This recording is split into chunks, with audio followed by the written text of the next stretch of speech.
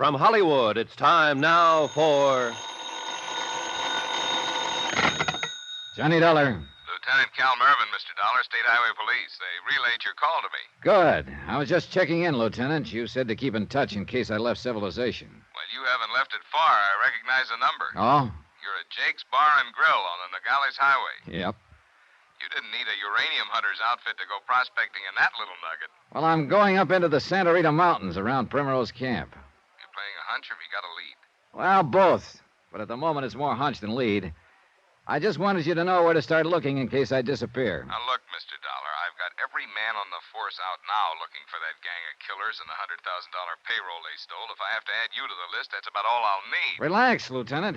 If things work out, you may find us together.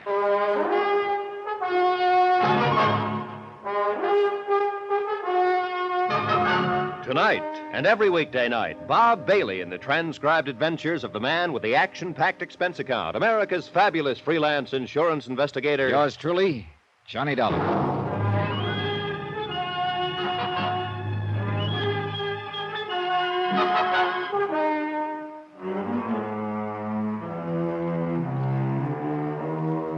From Special Investigator Johnny Dollar, location Jake's Bar and Grill somewhere on a highway in southern Arizona. To the Home Office, Mid-States Industrial Insurance Company, Hartford, Connecticut. Assignment, the Primrose Matter. Expense account continued.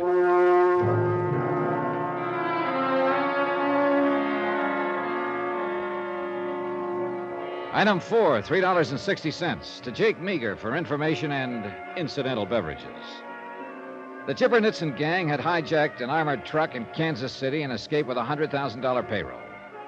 2 nights ago, they'd shot their way through a roadblock in southern Arizona, killed a state trooper, and left one of their own members dead in the road. Then the other 3 had simply disappeared.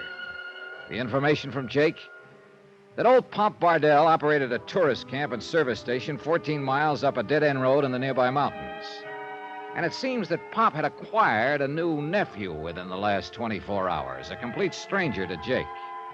There was only one way to check it out. Drive up to Primrose Camp.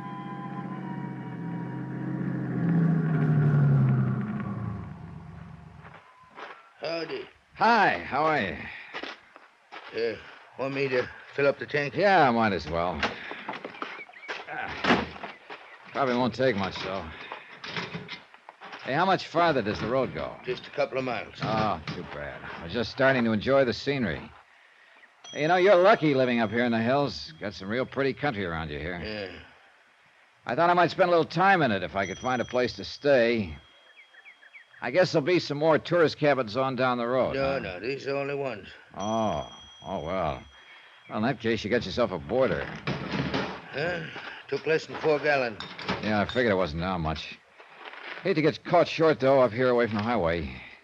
Now, about that cabin. I'm sorry, we're all full up. Oh? You'll find some places down on the highway. Well, there wouldn't be much point in that. I was planning to do some prospecting, get around a little on foot. This would be a good spot to work from. I got no vacancies. How about the oil and water? Oh, yeah, you better take a look, I guess. Bad country for a tenderfoot. You get in a lot of trouble. Such as what? Snake bite, get lost, fall off a cliff. A lot of things. Oh, I've been in a place or two before. Best you forget it, son. Oil's all right.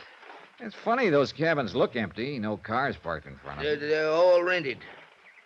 And the water's all right, too. Well, who are they rented to? Vacationers? Prospectors? I couldn't say. That'll be $1.26. All right. Hardly worth stopping for. There you are. Keep the change. Thanks. Call again. Yeah, maybe I will. When Pop Bardell gets back. I'm Pop Bardell. You can't be. You don't fit the description. What do you mean?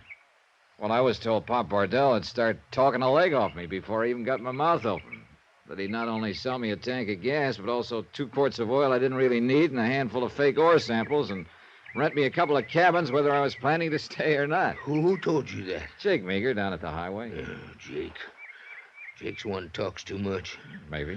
Jake hadn't ought to said... What is it? Nephew? You about through out there? I need a hand in here. Yeah, I'm all through. Oh, that the nephew Jake was telling me about? Yeah, that's him. Oh, nice-looking fella. Arrived yesterday unexpectedly, Jake tells me. Yeah, that's right. Comes from Tulsa, I understand. Tulsa? Oh, yeah, that's right, from Tulsa. Uncle. I'm coming. Well, now, I got some friends in Tulsa. I wonder if he might know him. Where are you going? I want to say hello to your nephew. No, you can't go in there. Why not? We're fumigating it. It just ain't safe. Oh, all right. I won't go inside. But I want some cigarettes out of the machine. I'll get them for you. Just give me the quarter. You feel all right? Sure. Well, it seems to me you're kind of jumpy, on edge.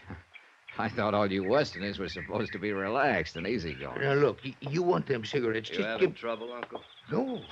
No trouble. This fella just wants some cigarettes is all. What brand? Chester rods. There you are. Thanks. Oh, here, don't you want the money for him? You give it to my uncle here.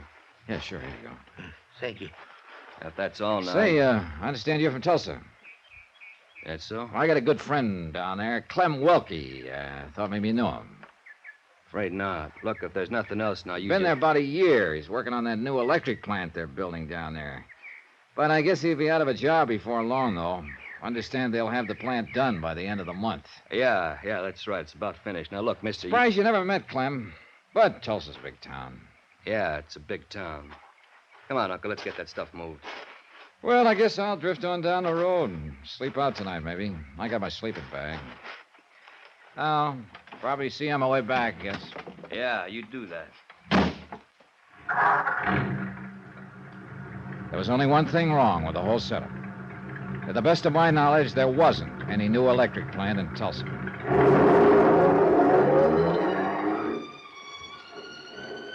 I drove on past Primrose Camp 2 miles farther to the end of the road. It was narrow, unpaved, and for the most part bound by a straight drop-off on one side and a vertical cliff on the other, with no chance for a car to turn off. There were 2 fire roads for access by the Forest Service, actually nothing more than narrow trails. Their turnoffs were blocked by steel cables padlocked between heavy metal posts. As far as I could tell, they hadn't been tampered with, and no car had turned into either of the trails for a month or more. It added up to one thing. There was simply no place in the area where the Nitson gang's car could be hidden.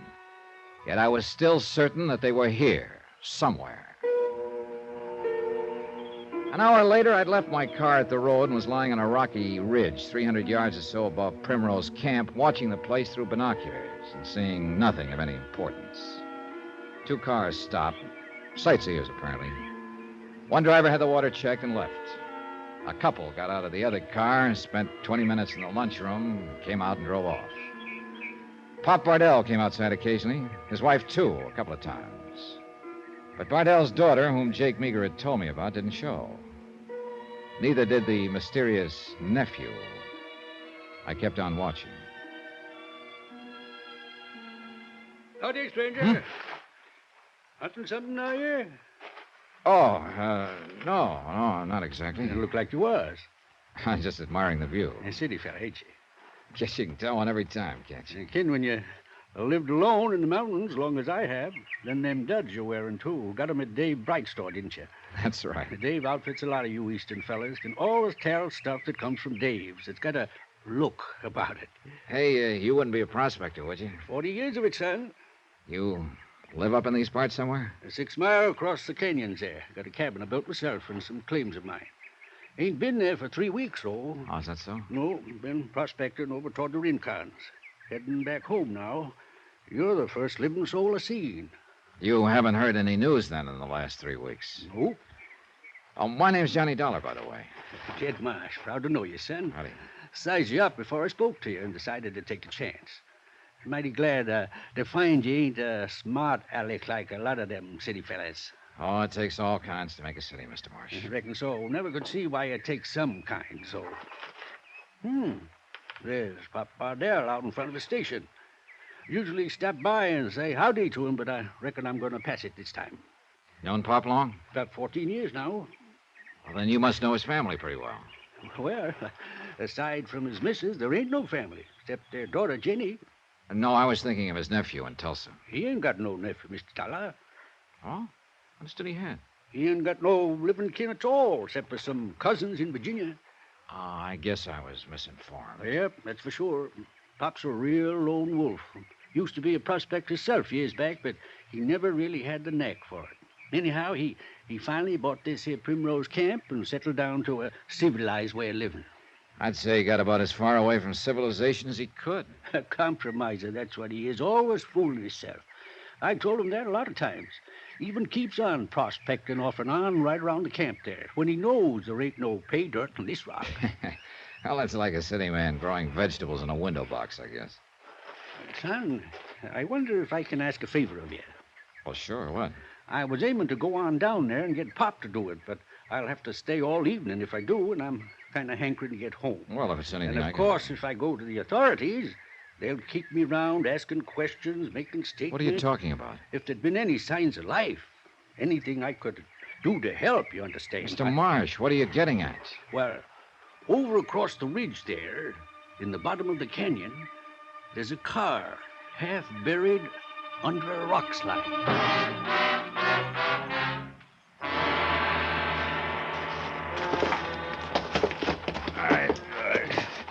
Right easy, Mr. Marsh. We don't want to start the rest of that rock coming down. I've been moving rock all my life, son.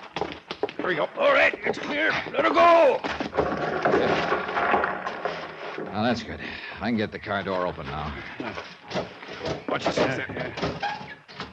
They had it pretty well buried, all right. Who do you mean by they, Mr. Dollar? It doesn't matter at the moment. Give me a hand, will you? Let's get this guy out. That's fine. We'll lay him here on the side of the car. It's like I figured. Couldn't be anybody left alive after rolling all the way down that slope. This one wasn't alive before the car rolled down. What? He was shot by the State Highway Police. Mr. Dollar. They did a good job of hiding the car, temporarily at least. It couldn't have been seen from the air. The only way of finding it was to stumble onto it the way you did. You ain't up here just for pleasure, are you, Mr. Dollar? I'm an insurance investigator. I'm after a stick-up gang who've killed 2 bank guards and a state highway trooper. This man was one of the gang. There ain't nobody else in the car here. Is he the gang? There were 4 of them to start with. This is the second one who's been shot to death. There are still 2 to go. Where you figure they are? At Primrose Camp.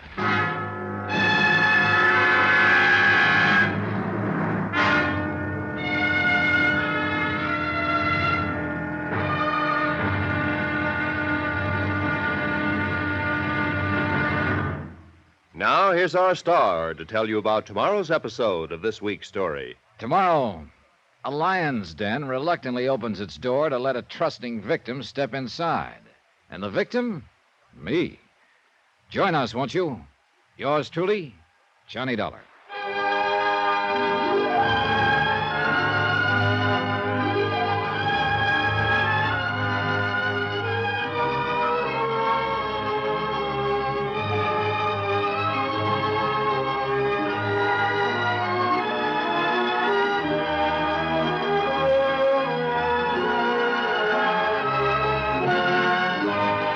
Yours truly, Johnny Dollar, starring Bob Bailey, is transcribed in Hollywood. Written by Les Crutchfield, it is produced and directed by Jack Johnstone. Be sure to join us tomorrow night, same time and station, for the next exciting episode of Yours truly, Johnny Dollar. Roy Rowan speaking.